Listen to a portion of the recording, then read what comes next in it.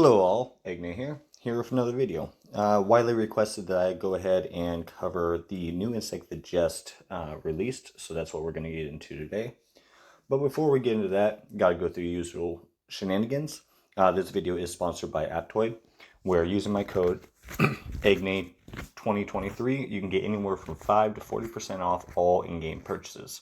There will be a link down in the description below as to how you can take full advantage of this discount, as well as a link to my Discord to where you can come in and ask questions. We got a great community. Also doing a giveaway right now, so if you like free money, come on in. But alright, we'll go into this. So, first off, it has another scientific name. So I'm going to try to pronounce it once just so y'all can laugh. And from then on, we're just going to call it BA. So this is Buthacus arenicola. Yeah, it sounds weird. But yeah, we'll get into the attributes. Obviously, this is showing when it is 11 star. It has most typical stats that everything does, such as the carry ant attack, carry ant defense, march speed, combat speed, and march speed is quite impressive though. And then when you start getting to the special skills that this ant has, when leading carrying has the chance of triggering a blitz effect. With its help, as a helper, when leading carrying has the chance of triggering blitz effect. It has a 50 and then 25%. Carry ant health, when leading carry ant special ant skill attack plus 80%. When leading carry ant special ant skill defense plus 55%. Carry ant invasion attack 40%. Carry ant invasion defense 50%. Carry ant damage 25%. Pretty generic. As far as this actual blitz, let's go on and look at that.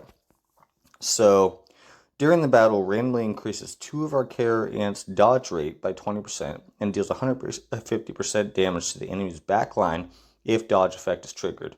Damage increases to each dodge. So, like with any insect, we have to go into the fact that after the initial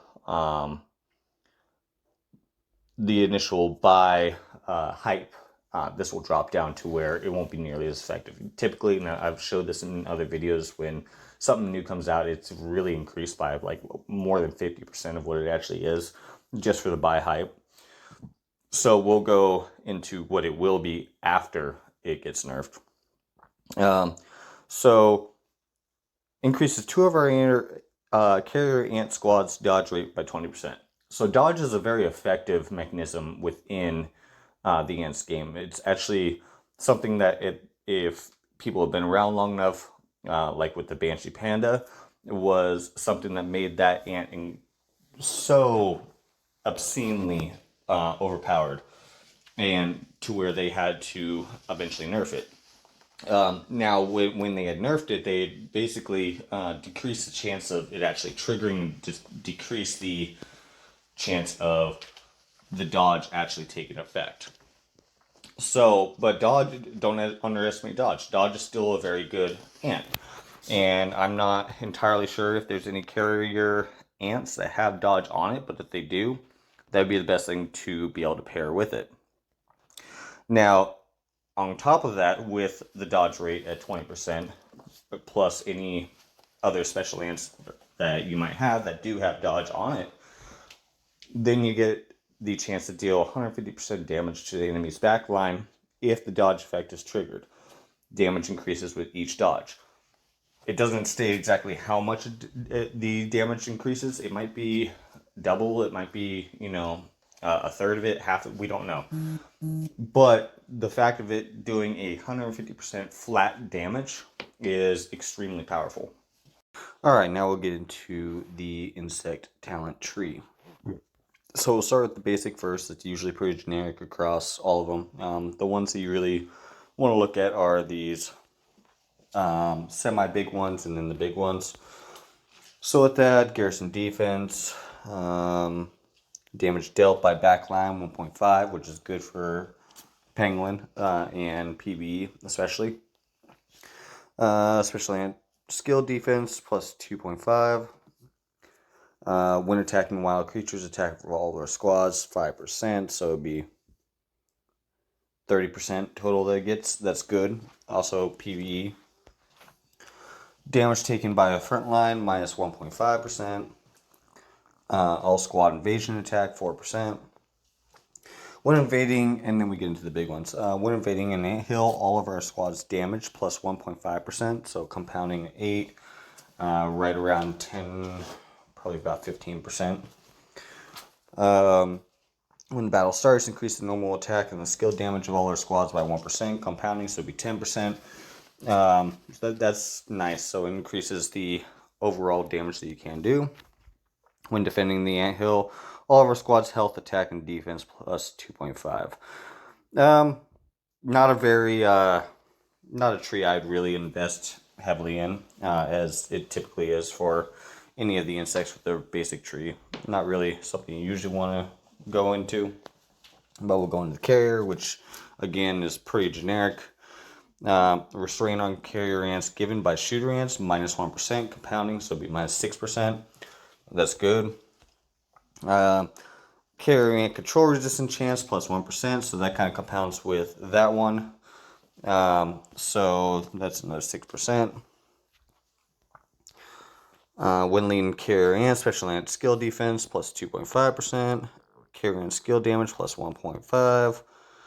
Carrier ant health, that's always good for carriers. When leading carrier ant, special ant skill attack, plus 2.5%, which is always good. Outflank tactics, buff effect. During the battle, one random carrier squad on our side gains a 1% dodge rate until the end of the battle. Which that is good because that will also trigger for the insect's special skill. So that will be an additional 8%. So it really becomes a 28%. Then you have 150% compounding skill damage that you can possibly do. So that's something you might want to look into if you do buy the insect. In the first 3 rounds, the normal attack damage taken by all of our carrier squads minus 1%, compounded 10%. And their additional skill damage dealt 1.5%, compounded about 15%. So that's pretty good too. When leading carrier ants, the stats affect damage, poison, etc. dealt by special ants plus 2.5%, compounding with 8. So that's good if you're running, Gravedigger, Golden Crystal, etc. Anything that has poison. So that's a good one to have. And then we get into their special tree tactics.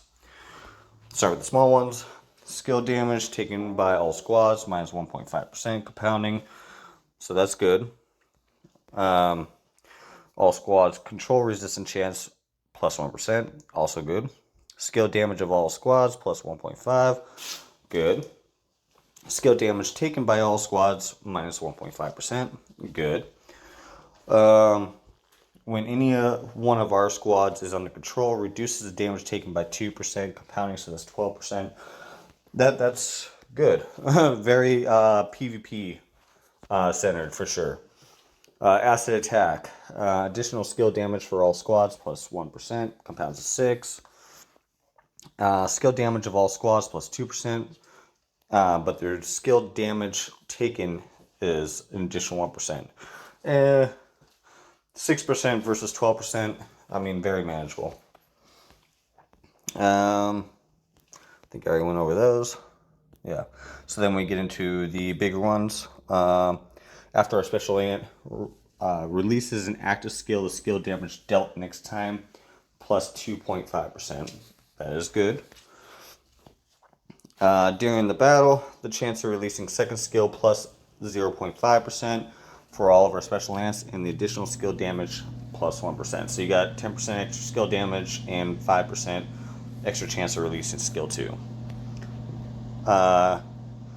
Nimble dodge. When all of our squad takes skill damage, has a 50% chance to reduce this damage by 2.5%. Compound that with times 8, you're looking at right around 19-20%. So that's good. And then the big one. Increase the skill damage of 2 of our random squads plus 1.5%, and for each round of the preparation, increase the additional skill damage by 1.5%. Whew. So the blue is obviously very PvP centered. It actually could be PvE centered, but overall it's mostly focusing on PvP. So, should you buy this? It really depends on what your focus is. For me, I would say that for PvE, having something like the Whip Scorpion to where it stacks on the poison effects and such, it's a pretty close secondary, if not primary, for PvE. For PvP, however, you definitely, if you're a carrier and you already have your ants, I've been over this many times, but if you always focus your ants first. But if you have your ants, then this would be a good insect to get for PvP, especially if you focus into that blue talent tree. I still, it's kind of a toss up, and honestly, I'd have to see more testing to give you a clear definition of whether it's going to be effective for PvE. The one thing that you have to take into consideration, which I may have already mentioned, that because you're not actually dodging anything when you are fighting in PvE, then the special skill that it has is not going to trigger. So the blitz effect is what they call it. So that's something to take into consideration, and that's one of the things why I was saying I kind of need to see some testing, because